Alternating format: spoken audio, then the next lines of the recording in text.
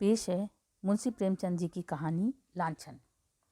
अगर संसार में ऐसा प्राणी होता जिसकी आंखें लोगों के हृदयों के भीतर घुस सकती, तो ऐसे बहुत कम स्त्री पुरुष होंगे जो उसके सामने सीधी आंखें करके ताक सकते। महिला आश्रम की जुगनूबाई के विषय में लोगों की धारणा कुछ ऐसी ही हो गई थी। वह बेपढ़ी लिखी गरीब बूढ़ी औरत थी और देखने में बड़ी सरल, बड़ी हंसमुख। लेकिन जैसे किसी चतुर प्रूफ रीडर की निगाह गलतियों ही पर जा पड़ती हैं, उसी तरह उसकी आंखें भी बुराइयों ही पर पहुंच जाती थीं। शहर में ऐसी कोई महिला न थी जिसके विषय में दो चार लुकी छिपी बातें उसे ना मालूम हो। उसका ठिगना स्थूल शरीर, सिर के खिचड़ी बाल, गोल मुंह, फूले फूले गाल, छोटी छोटी आंखें उसके स्वभाव की प्रखरता और तेजी पर पर्दा सा डाले रहती थी। लेकिन जब वह किसी की कुत्सा करने लगती तो उसकी आकृति कठोर हो जाती, आंखें फैल जाती और कंठ स्वर कर्कश हो जाता। उसकी चाल में बिल्लियों का सा संयम था। दबे पांव धीरे धीरे चलती, पर शिकार की आहट पाते ही जफ्त मारने को तैयार हो जाती थी। उसका काम था महिला आश्रम में महिलाओं की सेवा टहल करना, पर महिलाएं उसकी सूरत से कांपती थी। उसका आतंक था कि जो ही वह कमरे में कदम रखती, ओंठों पर खेलती हुई हंसी जैसे रो पड़ती थी। चहकने वाली आवाज़ें जैसे बुझ जाती थीं, मानो उनके मुख पर लोगों को अपने पिछले रहस्य अंकित नजर आते हों। पिछले रहस्य? कौन है जो अपने अतीत को किसी भयंकर जंतु के समान कटघरों में बंद करके न रखना चाहता हो? धनियों को चोरों के भय से निद्रा नहीं आती, मानियों को उसी भांति मान की रक्षा करनी पड़ती है। वह जंतु जो पहले कीट के समान अल्पाकार रहा होगा, दिनों के साथ दीर्घ और सबल होता जाता है। यहाँ तक हम उसकी याद ही से कांप उठते हैं। और अपने ही कारनामों की बात होती तो अधिकांश देवियाँ जुगनू को दुत्कारती, पर यहाँ तो मैके और ससुराल, ननिहाल, दधियाल, फुफियाल और मौसियाल चारों ओर की रक्षा करनी थी। और जिस किले में इतने द्वार हों, उसकी रक्षा कौन कर सकता है? वहाँ तो हमला करने वाले के सामने मस्तक झुकाने में ही कुशल है। जुगनू के दिल में हजारों मुर्दे गड़े पड़े थे और वह जरूरत पड़ने पर उन्हें उखाड़ दिया करती थी। जहाँ किसी महिला ने दून की ली या शान दिखाई, वहाँ जुगनू की त्योरियां बदली। उसकी एक कड़ी निगाह अच्छे अच्छे को दहला देती थी। मगर यह बात न थी कि स्त्रियां उससे घृणा करती हों, नहीं, सभी बड़े चाव से उससे मिलती और उसका आदर सत्कार करती। अपने पड़ोसियों की निंदा सनातन से मनुष्य के लिए मनोरंजन का विषय रही है, और जुगनू के पास इसका काफ़ी सामान था। नगर में इंदुमती महिला पाठशाला नाम का एक लड़कियों का हाई स्कूल था। हाल में मिस खुर्शीद उसकी हेड मिस्ट्रेस होकर आई थी। शहर में महिलाओं का दूसरा क्लब न था। मिस खुर्शीद एक दिन आश्रम में आई। ऐसी ऊंचे दर्जे की शिक्षा पाई हुई आश्रम में कोई देवी न थी। उनकी बड़ी आवभगत हुई। पहले ही दिन मालूम हो गया मिस खुर्शीद के आने से आश्रम में एक नए जीवन का संचार होगा। कुछ इस तरह दिल खोलकर हरेक से मिली, कुछ ऐसी दिलचस्प बातें की कि सभी देवियां मुग्ध हो गईं। गाने में चतुर थीं, व्याख्यान भी खूब देती थी, और अभिनय कला में तो उन्होंने लंदन में नाम कमा लिया था। ऐसी सर्वगुण संपन्न देवी का आना आश्रम में सौभाग्य था। गुलाबी गोरा रंग, कोमल गाल, मद भरी आंखें, नए फैशन के कटे हुए केश, एक एक अंग सांचे में ढला हुआ। मादकता की इससे अच्छी प्रतिमा न बन सकती थी। चलते समय मिस खुर्शीद ने मिसेस टंडन को, जो आश्रम की प्रधान थी, एकांत में बुलाकर पूछा, वह बुढ़िया कौन है? जुगनू कई बार कमरे में आकर मिस खुर्शीद को अन्वेषण की आंखों से देख चुकी थी, मानो कोई शहसवार किसी नई घोड़ी को देख रहा हो। मिसेस टंडन ने मुस्कुराकर कहा, यहाँ ऊपर का काम करने के लिए नौकर है, कोई काम हो तो बुलाऊं? मिस खुर्शीद ने धन्यवाद देकर कहा, जी नहीं, कोई विशेष काम नहीं है। मुझे चालबाज मालूम होती है। यह भी देख रही हूँ कि वह सेविका नहीं, स्वामिनी है। मिसेस टंडन तो जुगनू से जली बैठी ही थी। इनके वैधव्य को लांछित करने के लिए वह इन्हें सदा सुहागिन कहा करती थी। मिस खुर्शीद से उसकी जितनी बुराई हो सकी वह की और उससे सचेत रहने का आदेश दिया। मिस खुर्शीद ने गंभीर होकर कहा, तब तो भयंकर स्त्री है। तभी सब देवियाँ इससे कांपती हैं। आप इसे निकाल क्यों नहीं देती? ऐसी चुड़ैल को एक दिन न रखना चाहिए। मिसेस टंडन ने अपनी मजबूरी बताई। निकाल कैसे दूं? जिंदा रहना मुश्किल हो जाए। हमारा भाग्य उसकी मुट्ठी में है। आपको 2-4 दिन में उसके जौहर खुलेंगे। मैं तो डरती हूँ कहीं आप भी उसके पंजे में ना फंस जाएं। उसके सामने भूलकर भी किसी पुरुष से बातें ना कीजिएगा। इसके गोयंदे ना जाने कहाँ कहाँ लगे हुए हैं। नौकर से मिलकर भेद यह ले, डाकिये से मिलकर चिट्ठियाँ यह ले, लड़कों को फुसलाकर घर का हाल यह पूछे। इस रांड को खुफिया पुलिस में जाना चाहिए था। यहाँ ना जाने क्यों आ मरी। मिस खुर्शीद चिंतित हो गई, मानो इस समस्या को हल करने की फिक्र में हो। एक क्षण बाद बोली, अच्छा मैं इसे ठीक करूँगी, अगर ना निकाल दूँ तो कहना। मिसेस टंडन, निकाल देने ही से क्या होगा? उसकी जवान तो ना बंद होगी, तब तो वह और भी निडर होकर कीचड़ फेंकेगी। मिस खुर्शीद ने निश्चिंत स्वर में कहा, मैं उसकी जवान भी बंद कर दूंगी बहन, आप देख लीजिएगा। टके की औरत यहाँ बादशाहत कर रही है, मैं ये बर्दाश्त नहीं कर सकती। वह चली गई तो मिसेस टंडन ने जुगनू को बुलाकर कहा, इस नई मिस साहब को देखा? यहाँ प्रिंसिपल हैं। जुगनू ने द्वेष भरे स्वर में कहा, आप देखें, मैं ऐसी सैकड़ों छोकरियाँ देख चुकी हूँ, आंखों का पानी जैसे मर गया हो। मिसेस टंडन धीरे से बोली, तुम्हें कच्चा ही खा जाएंगी, उनसे डरती रहना। कह गई हैं मैं इसे ठीक करके छोड़ूंगी। मैंने सोचा तुम्हें चेता दूं, ऐसा ना हो उनके सामने कुछ ऐसी वैसी बातें कह बैठो। जुगनू ने मानो तलवार खींचकर कहा, मुझे चेताने का काम नहीं, उन्हें चेता दीजिएगा। यहाँ का आना न बंद कर दूं तो अपने बाप की नहीं। वह घूमकर दुनिया देख आई है तो यहाँ घर बैठे दुनिया देख चुकी हूँ। मिसेस टंडन ने पीठ ठोकी, मैंने समझा दिया भाई, आगे तुम जानो, तुम्हारा काम जाने। जुगनू, आप चुपचाप देखती जाइए, कैसा तिगनी का नाच नचाती हूँ। इसने अब तक ब्याह क्यों नहीं किया? उम्र तो 30 के लगभग होगी। मिसेस टंडन ने रद्दा जमाया, कहती है मैं शादी करना ही नहीं चाहती, किसी पुरुष के हाथ क्यों अपनी आज़ादी बेचूं। जुगनू ने आंखें नचाकर कहा, कोई पूछता ही न होगा, ऐसी बहुत सी कुंवारियाँ देख चुकी हूँ। 70 चूहे खाकर बिल्ली हज को चली, और कई लौंडियाँ आ गईं और बात का सिलसिला बंद हो गया। दूसरे दिन सवेरे जुगनू मिस खुर्शीद के बंगले पर पहुंची। मिस खुर्शीद हवा खाने गई हुई थी। खानसामा ने पूछा, कहाँ से आती हो? जुगनू, यहीं रहती हूँ बेटा। मेम साहब कहाँ से आई हुई हैं? तुम तो इनके पुराने नौकर होंगे। खानसामा, नागपुर से आई हैं, मेरा घर भी वहीं है, 10 साल से इनके साथ हूँ। जुगनू, किसी ऊंचे खानदान की होंगी, वह तो रंग ढंग से ही मालूम होता है। खानसामा, खानदान तो कुछ ऐसा ऊंचा नहीं है, हाँ तकदीर की अच्छी हैं। इनकी माँ अभी तक मिशन से 30 रुपये पाती हैं, या पढ़ने में तेज थी, वजीफा मिल गया, विलायत चली गई, बस तकदीर खुल गई।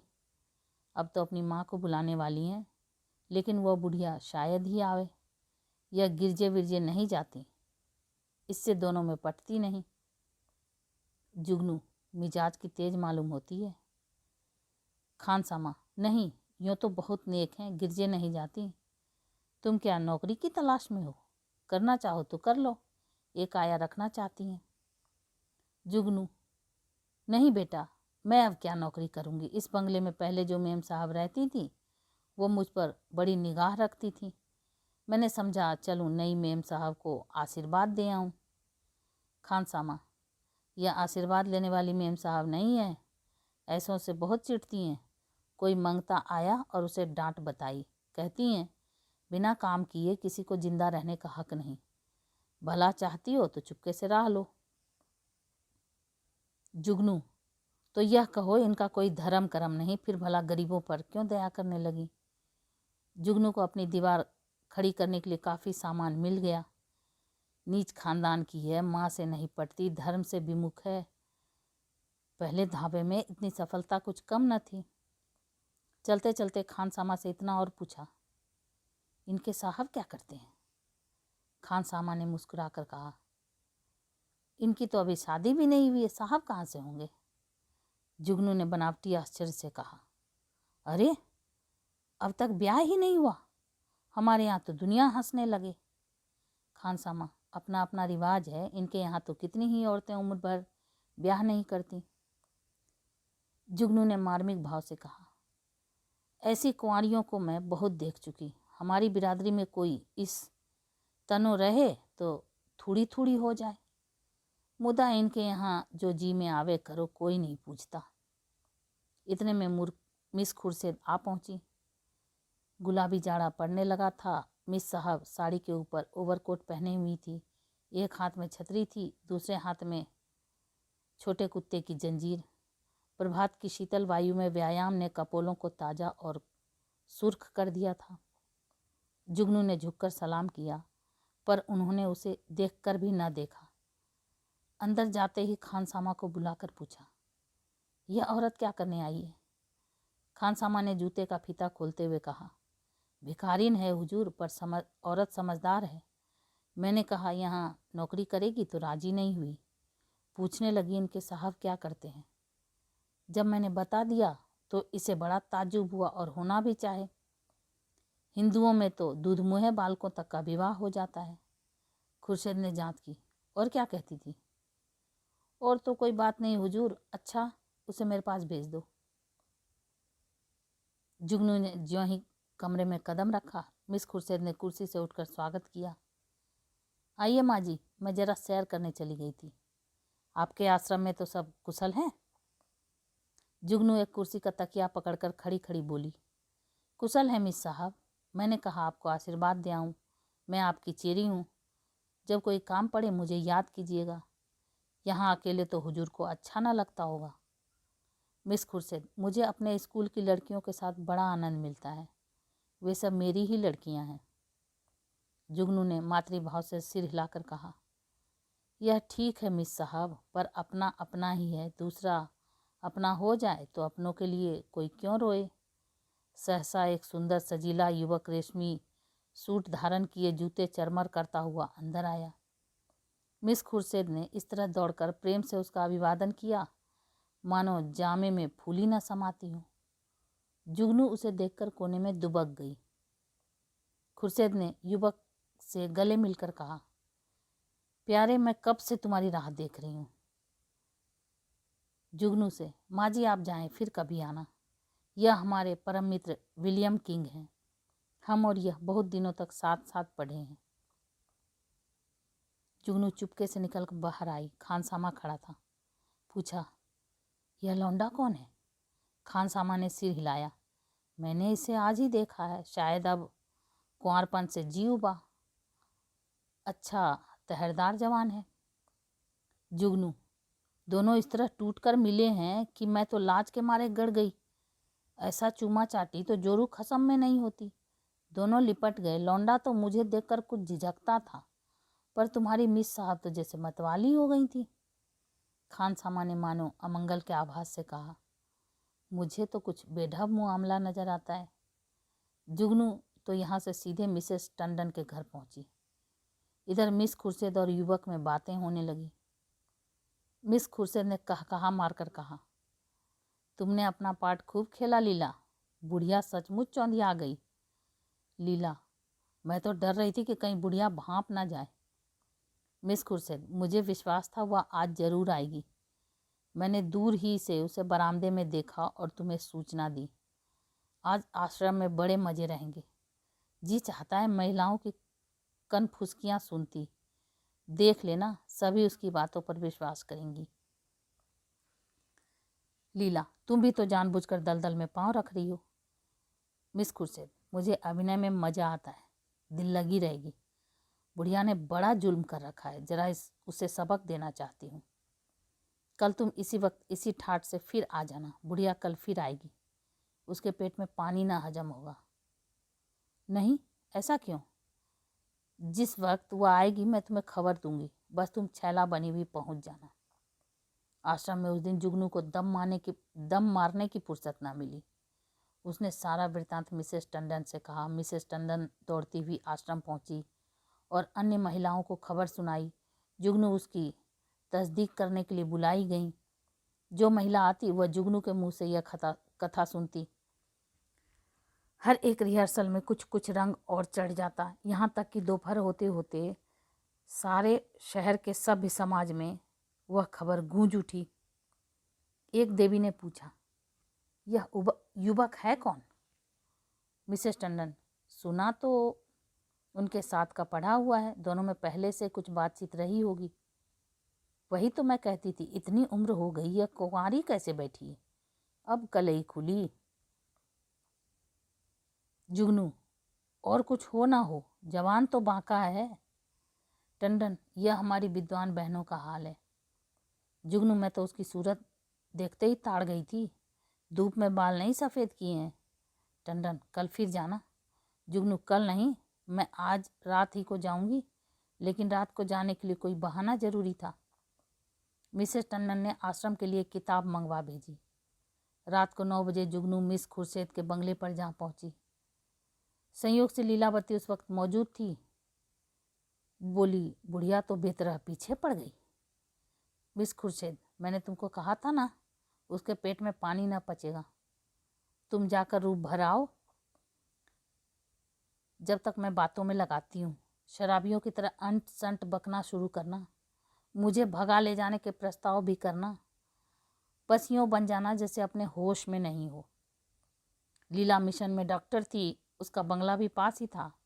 वह चली गई तो मिस खुर्शेद ने जुगनू को बुलाया। जुगनू ने एक पुर्जा उसको देकर कहा, मिसेस टंडन ने यह किताब मांगी है, मुझे आने में देर हो गई। मैं इस वक्त आपको कष्ट न देती, पर सवेरे ही वो मुझसे मांगेंगी। हजारों रुपए महीने की आमदनी है मिस साहब, मगर एक एक कौड़ी दांत से पकड़ती है। इनके द्वारे पर भिखारी को भीख तक नहीं मिलती। मिस खुर्शेद ने पुर्जा देखकर कहा, इस वक्त तो यह किताब नहीं मिल सकती, सुबह ले जाना। तुमसे कुछ बातें करनी है, बैठो, मैं अभी आती हूँ। वो पर्दा उठाकर पीछे के कमरे में चली गई और वहाँ से कोई 15 मिनट में एक सुंदर रेशमी साड़ी पहने, इत्र में बसी हुई, मुंह पर पाउडर लगाए निकली। जुगनू ने उससे आंखें फाड़कर देखा। ओहो, यह श्रृंगार! शायद इस समय वह लौंडा आने वाला होगा, तभी यह तैयारियां हैं। नहीं, सोने के समय कुंवारियों को बनाव श्रृंगार की क्या जरूरत। जुगनू की नीति में स्त्रियों के श्रृंगार का केवल एक उद्देश्य था, पति को लुभाना। इसलिए सुहागिनों के सिवा श्रृंगार और सभी के लिए वर्जित था। अभी खुर्शेद कुर्सी पर बैठने भी ना पाई थी कि जूतों का चरमर सुनाई दिया और एक क्षण में विलियम किंग ने कमरे में कदम रखा। उसकी आंखें चढ़ी हुई मालूम होती थी और कपड़ों से शराब की गंध आ रही थी। उसने बेधड़क मिस खुर्शेद को छाती से लगा लिया और बार बार उसके कपोलों के चुंबन लेने लगा। मिस खुर्शेद ने अपने को उसके करपास से छुड़ाने की चेष्टा करके कहा, चलो हटो, शराब पी कर आए हो। किंग ने उसे और चिमटा कर कहा, आज तुम्हें भी पिलाऊंगा प्रिय, तुमको पीना होगा, फिर हम दोनों लिपट कर सोवेंगे। नशे में प्रेम कितना सजीव हो जाता है, इसकी परीक्षा कर लो। मिस खुर्शेद ने इस तरह जुगनू की उपस्थिति का उसे संकेत किया कि जुगनू पर नज़र पड़ गया, पर किंग नशे में मस्त था, जुगनू की तरफ देखा ही नहीं। मिस खुर्शेद ने रोष के साथ अपने को अलग करते हुए कहा, तुम इस वक्त आपे में नहीं हो, इतने उतावले क्यों हुए जाते हो? क्या मैं कहीं भागी जा रही हूँ? किंग, इतने दिनों से चोरों की तरह आया हूँ, आज से मैं खुले खजाने आऊँगा। खुर्शेद, तुम तो पागल हो रहे हो, देखते नहीं कमरे में कौन बैठा हुआ है? किंग ने हकबकाकर जुगनू की तरफ देखा और झिझक कर बोला, यह बुढ़िया यहाँ कब आई? तू यहाँ क्यों आई बुढ़ी? शैतान की बच्ची, यहाँ भेद लेने आती है, हमको बदनाम करना चाहती है। मैं तेरा गला घोट दूंगा। ठहर, भागती कहाँ है? मैं तुझे जिंदा ना छोड़ूंगा। जुगनू बिल्ली की तरह कमरे से निकली और सिर पर पांव रखकर भागी। उधर कमरे से कह कहे उठ उठ कर छत को हिलाने लगे। जुगनू उसी वक्त मिसेस टंडन के घर पहुंची। उसके पेट में बुलबुले उठ रहे थे, पर मिसेस टंडन सो गई थी। वहां से निराश होकर उसने कई दूसरे घरों की कुंडियां खटखटाई, पर कोई द्वार न खुला और दुखिया को सारी रात इसी तरह काटनी पड़ी, मानो कोई रोता हुआ बच्चा गोद में हो। प्रातःकाल वह आश्रम में जा कूदी। कोई आधा घंटे में मिसेस टंडन भी आई। उन्हें देखकर उसने मुंह फेर लिया। मिसेस टंडन ने पूछा, रात क्या तुम मेरे घर आई थी? इस वक्त मुझसे महाराज ने कहा। जुगनू ने विरक्त भाव से कहा, प्यासा ही तो कुएं के पास जाता है, कुआं थोड़े ही प्यासे के पास आता है। मुझे आग में झोंक कर आप दूर हट गई, भगवान ने मेरी रक्षा की, नहीं कल जान ही गई थी। मिसेस टंडन ने उत्सुकता से कहा, क्या हुआ, क्या कुछ कहो तो। तुमने मुझे जगा क्यों न लिया? तुम जानती हो मेरी आदत सवेरे सो जाने की। महाराज ने घर में घुसने ही न दिया, जगह कैसे लेती? आपको इतना तो सोचना चाहिए था कि वो वहाँ गई है तो आती होगी। घड़ी भर बाद ही सोती तो क्या बिगड़ जाता, पर आपको किसी की क्या परवाह। तो क्या हुआ, मिस खुर्शीद मारने दौड़ी? वह नहीं मारने दौड़ी, उनका वह खसम, वह मारने दौड़ा। लाल आंखें निकाले आया और मुझसे कहा, निकल जा। जब तक मैं निकलूं तब तक हंटर खींचकर दौड़ ही तो पड़ा। मैं सिर पर पांव रखकर ना भागती तो चमड़ा उधोड़ डालता, और वह रांड बैठी तमाशा देखती रही।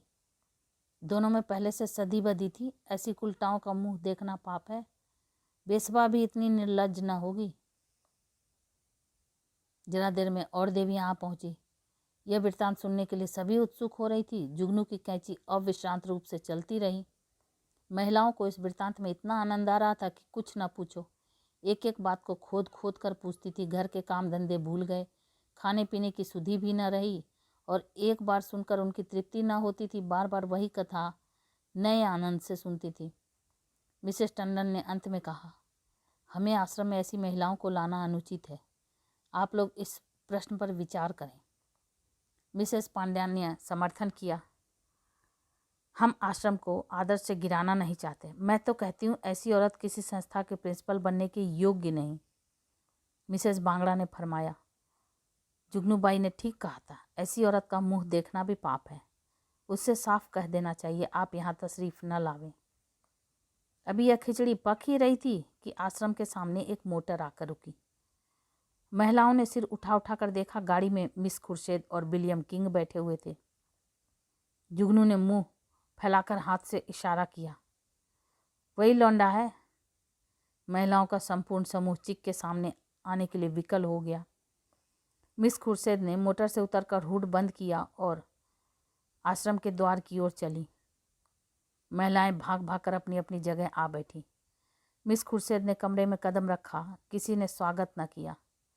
मिस खुर्शीद ने जुगनू की ओर निसंकोच आंखों से देखकर मुस्कुराते हुए कहा, कहिए बाई जी, रात आपको चोट तो नहीं आई?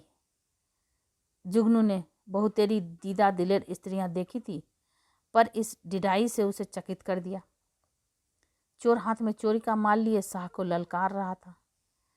जुगनू ने ऐंठ कर कहा, जी ना भरा हो तो आप पिटवा दो, सामने ही तो है। खुर्शीद, वह इस वक्त तुमसे अपना अपराध क्षमा कराने आए हैं। रात वह नशे में थे। जुगनू ने मिसेस टंडन की ओर देखकर कहा, और आप भी तो कुछ कम नशे में नहीं थी। खुर्शीद ने व्यंग समझकर कहा, मैंने आज तक कभी नहीं पी, मुझ पर झूठा इल्जाम मत लगाओ। जुगनू ने लाठी मारी, शराब से भी बड़ी नशे की चीज़ है कोई, वह उसी का नशा होगा। उन महाशय को पर्दे में क्यों ढक दिया? देवियां भी तो उनकी सूरत देखती। मिस खुर्शीद ने शरारत की, सूरत तो उनकी 1,00,000-2,00,000 में एक है। मिसेस टंडन ने आशंकित होकर कहा, नहीं नहीं, उन्हें यहाँ लाने की जरूरत नहीं। आश्रम को हम बदनाम नहीं करना चाहते। मिस खुर्शीद ने आग्रह किया, मामले को साफ करने के लिए उनका आप लोगों के सामने आना जरूरी है। एक तरफा फैसला आप क्यों करती हैं? मिसेस टंडन ने टालने के लिए कहा, यहाँ कोई मुकदमा थोड़ी ही पेश है। मिस खुर्शीद, वाह, मेरी इज्जत में बट्टा लगा जा रहा है और आप कहती हैं कोई मुकदमा नहीं है। मिस्टर किंग आएंगे और आपको उनका बयान सुनना होगा। मिसेस टंडन को छोड़कर और सभी महिलाएं किंग को देखने के लिए उत्सुक थीं। किसी ने विरोध न किया। खुर्शीद ने द्वार पर आकर ऊंची आवाज़ से कहा, तुम जरा यहाँ चले आओ। हुड खुला और मिस लीलावती रेशमी साड़ी पहने मुस्कुराती हुई निकल आई। आश्रम में सन्नाटा छा गया। देवियां विस्मित आंखों से लीलावती को देखने लगी। जुगनू ने आंखें चमकाकर कहा, उन्हें कहाँ छिपा दिया आपने? खुर्शीद छू मंतर से उड़ गए। जाकर गाड़ी देख लो। जुगनू लपक कर गाड़ी के पास गई और खूब देखभाल कर मुंह लटकाए हुए लौटी। मिस खुर्शीद ने पूछा, क्या हुआ, मिला कोई? जुगनू, मैं यह त्रिया चरित्र क्या जानूं? लीलावती को गौर से देखकर और मर्दों को साड़ी पहनाकर आंखों में धूल झोंक रही हो, यही तो है वरात वाले साहब। खुर्शीद, खूब पहचानती हो? जुगनू, हाँ, क्या अंधी हूँ? मिसेस टंडन, क्या पागलों की सी बातें करती हो जुगनू, यह तो डॉक्टर लीलावती है। जुगनू उंगली चमकाकर, चलिए चलिए, लीलावती हैं, साड़ी पहनकर औरत बनते लाज भी नहीं आती। तुम रात को इनके घर नहीं थे? लीलावती ने विनोद भाव से कहा, मैं कब इनकार कर रही हूँ, इस वक्त लीलावती हूँ, रात को विलियम किंग बन जाती हूँ, इसमें बात ही क्या है? देवियों को अब यथार्थ की लालिमा दिखाई दी। चारों तरफ कहकहे पड़ने लगे। कोई तालियां बजाती थी, कोई डॉक्टर लीलावती की गर्दन से लिपट जाती थी, कोई मिस खुर्शीद की पीठ पर थपकियां देती थी।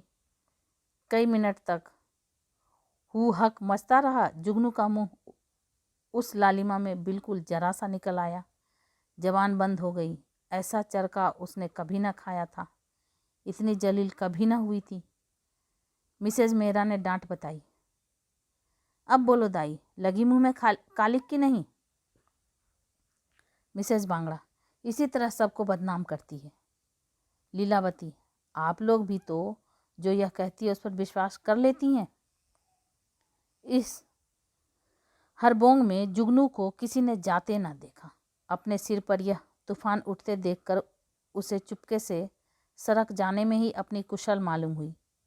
पीछे के द्वार से निकली और गलियों गलियों भागी। मिस खुर्शीद ने कहा, जरा उससे पूछो मेरे पीछे क्यों पड़ गई थी? मिसेस टंडन ने पुकारा, पर जुगनू कहाँ? तलाश होने लग रही, जुगनू गायब। उस दिन से शहर में फिर किसी ने जुगनू की सूरत नहीं देखी।